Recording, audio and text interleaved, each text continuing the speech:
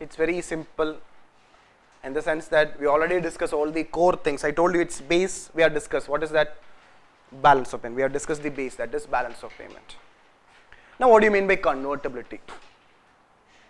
We are discussing under external sector, module 2.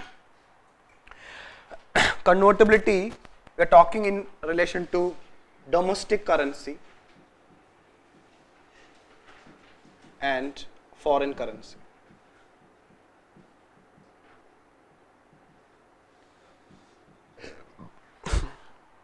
Convertibility means, as the English term suggests, you are converting something to some. You are converting, okay, one item to another item. So here, convertibility here, what I mean is that, or in economy what I mean is that, you are converting a particular currency to a foreign currency. So we can take it as home currency, that is Indian rupee, and a converting home currency into foreign currency and vice versa. That is what is called as convertibility. So convertibility is nothing but converting one currency into another, or we can say that it is the freedom to convert, convertibility, freedom to convert home currency into foreign currency. That is convertibility all about. Some country will allow full convertibility. Some countries will allow full convertibility. Full convertibility means no restrictions. You can fully convert. Full convertibility.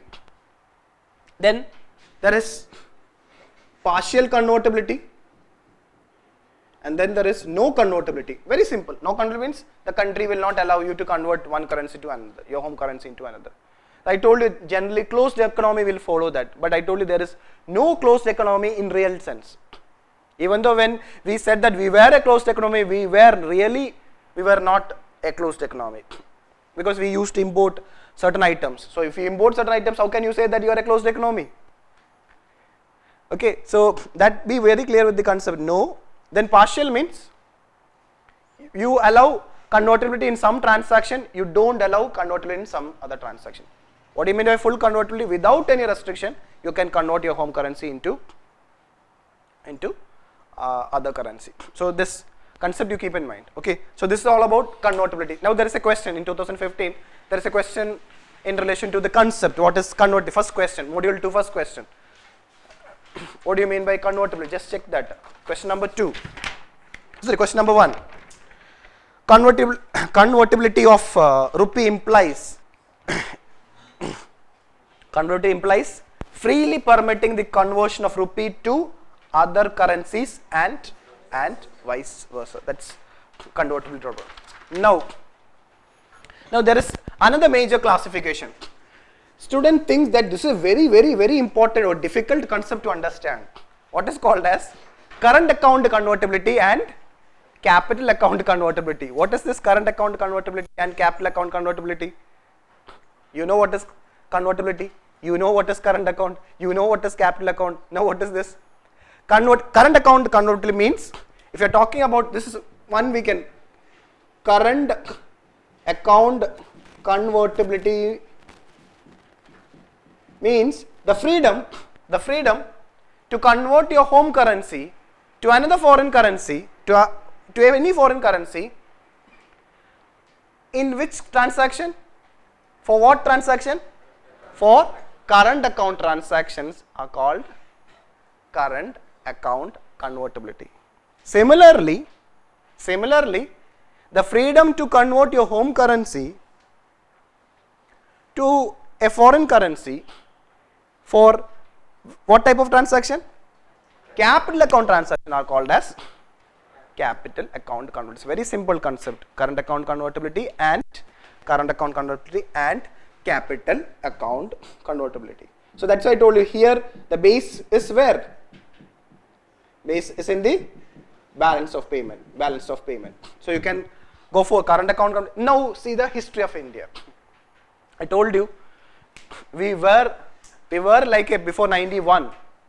We were almost a closed economy where we restricted everything. So obviously convertibility were not allowed. But From 93 onwards, we started liberalizing we started allowing convertibility, in the sense that regarding, if you want to know about current account convertibility, in 93-94, this year, 93-94 year, we allowed full trade convertibility, trade account convertibility. In this year only, in 93-94 only, we allowed trade account convertibility. You know what is a trade account? Huh? Similarly, in next year, 94-95, this year we allowed full current account convertibility. So which year? So year is not important. Try to understand that from the 94 onwards, we allow full convertibility in the current account transaction. It means that for current account, now you know what is a current account. Now if you want to, then you know what is convertibility. If you want to convert your currency to some other currency for current account transaction, that is permitted in India from 94-95 onwards. Then what is the next step after allowing current account convertibility? Next step is allowing capital account convertibility. In 1996, so this is over, it's very simple. In 1996, for deciding whether to go for full capital account convertibility, in 1996, a committee was set up. SS Tarapur committee was set up. And committee have given a recommendation to go for a staggered implementation of full capital account. It said certain conditions are there, you follow it. Government decided, okay, let we think about this committee's recommendation. While thinking about this recommendation, a big crisis happened in 1997. In 1997,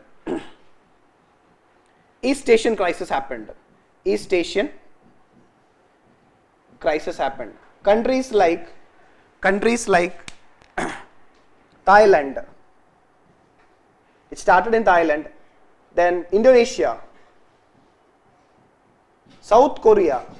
Now that's why the word East Asia, it's not Southeast Asia, it is East Asia, where got affected. Now what was the specialty of these countries? They were a fully convertible countries. Now what do you mean by full convertibility?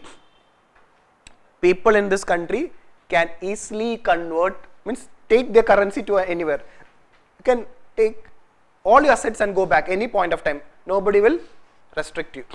So suddenly there was a speculation happened in Thailand currency, regarding Thailand currency baht, that there were huge outflow of currency from Thailand, and that resulted in lot of problems related with Thailand, and it spread to other East Asian countries also.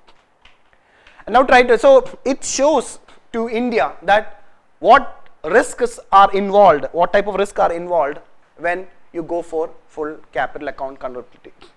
At the same time, when these countries were affected by this outflow of foreign currency, Singapore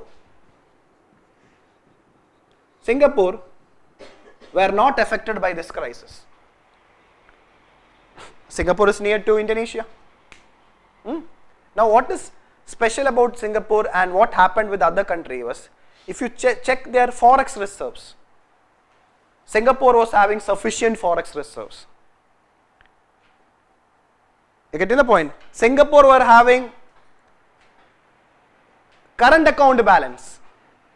You getting the point? Sufficient forex reserve, current account was in surplus, and more than anything, Singapore used to get huge inflow of FDI also. So FDI inflow was high to Singapore. What is FDI? It is going to capital account. It will not go back suddenly like FPI. Then what about current account? Current account is a surplus. And what about forex reserve? That is also sufficient. So nothing has happened.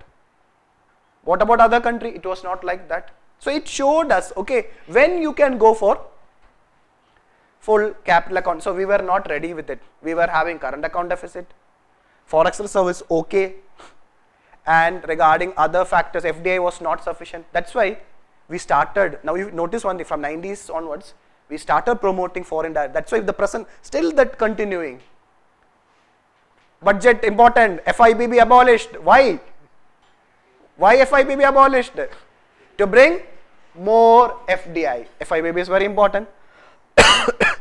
Now you are linking, now link that to the balance of payment. That knowledge to the balance of payment concept. Then, so no initiation from the government regarding full, we kept quiet. Then exactly after 10 years, new government came, but you notice one thing, in 2006, the year 2006, I told you 2005, 6, 6, 7, were one of the better years of Indian economy. We were growing above 9%. Again, same Tarapur was appointed after 10 years, that in 2006, again, second time, Tarapur was appointed on same matter regarding full capital accountability. But again, unfortunately, again same thing happened. What happened? A new crisis happened. What is that? Global financial crisis. So if you ask me presently, now is that, again in between, there were a discussion between our finance minister regarding, but the present scenario shows that we are not in a position to go for fuller capital account convertibility. Reason you know, regarding the current account balance. Current account balance is still in deficit and anything can happen. Regarding the capital account, we have lot of problems. Regarding our, even though now our import cover is okay, but regarding our short term external debt and other indicators, it's not. And more than anything, our banking sector, to go for full capital account convertibility, the banking sector has to be strong. And what about our banking sector? It is one of the weakest. Why? We have lot of bad loan.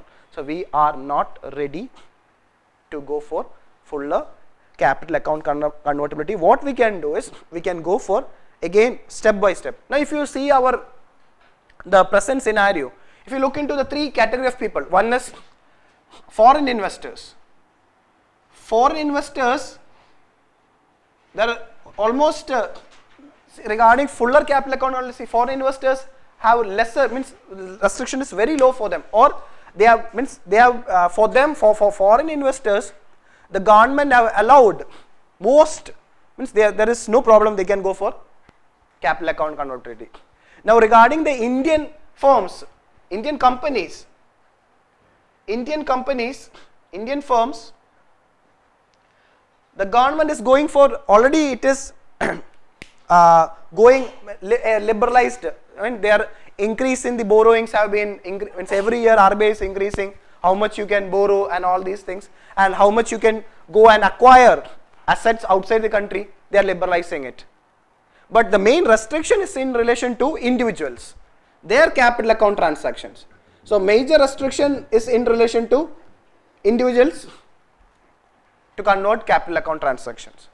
So gradually, as time progresses, what is good for the country is that gradually we can move to capital account convertibility. So this all concept is all about. It's very simple. Convertibility means converting your home currency into foreign currency without any restriction. There are two category, current account and capital account. It's for one is for current account transaction, other is for capital account transaction. Presently, we have allowed full current account convertibility and partial capital account convertibility. This is the stand, it's there in the material. I will solve the question and then you can go home. Question number 2, one we already solved.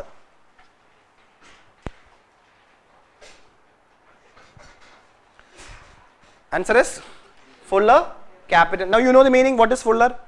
Question number 3, what about first statement? I don't know. I am telling I don't know because I have not taught you what is free float. I am not saying whether it is correct or wrong. What I am saying is, I don't know because I don't know what is free float. Did I taught you what is free float? No, that is your module 3. Then, but we will get the answer. Read the second statement.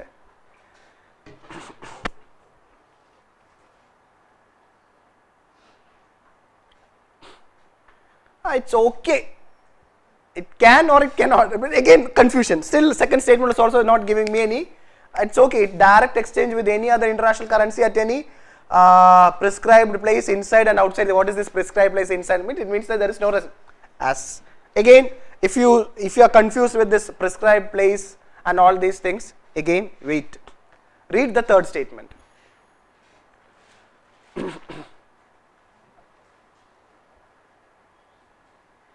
What is third statement? I am sure it is wrong.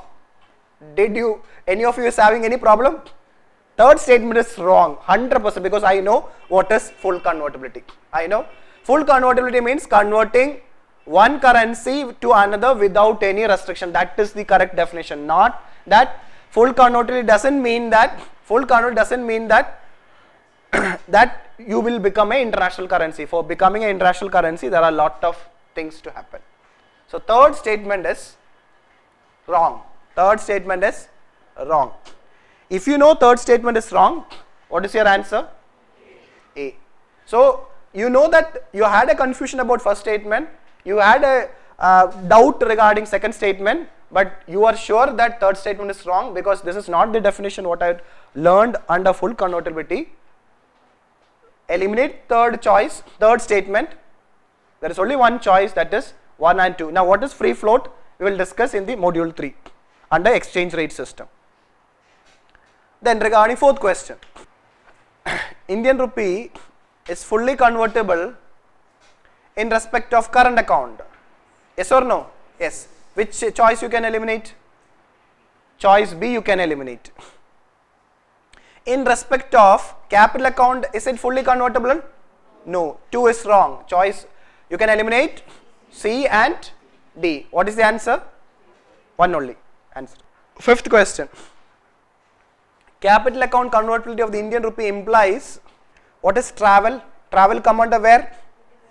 In the current account. To come under current account. So choice A is wrong. Choice A is wrong. Choice B, goods and services. It will also come under current account. Choice C, financial assets. It is capital account. It is capital account. Answer is C. Last question. One of the important goals of economic liberalization policy is to achieve full convertibility of the Indian rupee. This is being advocated because do you think that, see, this exchange value and all these things we'll discuss under, but just see the choice and find an answer. It will promote exports. Choice is correct. Whether it will promote exports? No. To promote exports, other factors are there. What about choice D? It will help India secure loans from world at attractive terms? No. D is also not the answer. What is the answer? Bombay is the correct answer. Answer is it will attract more capital inflow into India. Why? It can come and it can go anytime when it is full capital account convertibility. So that is the basic purpose of or intending to go for full convertibility. Just go home and read the material. Thank you.